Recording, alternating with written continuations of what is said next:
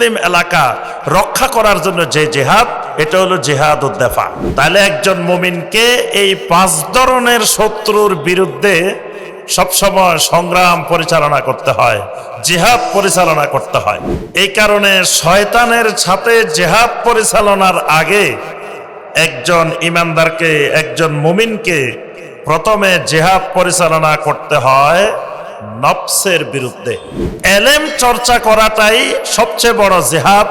শয়তানের এর বিরুদ্ধে জিহাদ করতে হলে আল্লাহর দ্বীনকে, আল্লাহর রশিকে এবং আহলুস সুন্নাহ ওয়াল জামাতের আকীদাকে শক্ত করে, মজবুত করে ধারণ করতে হয়।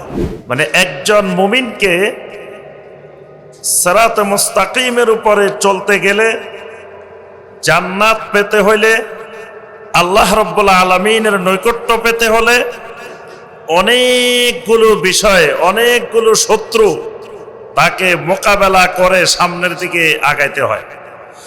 এই যতগুলো শত্রুর মোকাবেলা করতে হয়, এই মোকাবেলার নাম আমভাবে জিহাদ। এলমের মাধ্যমে, আমলের মাধ্যমে, দাওয়াতের, সবরের মাধ্যমে।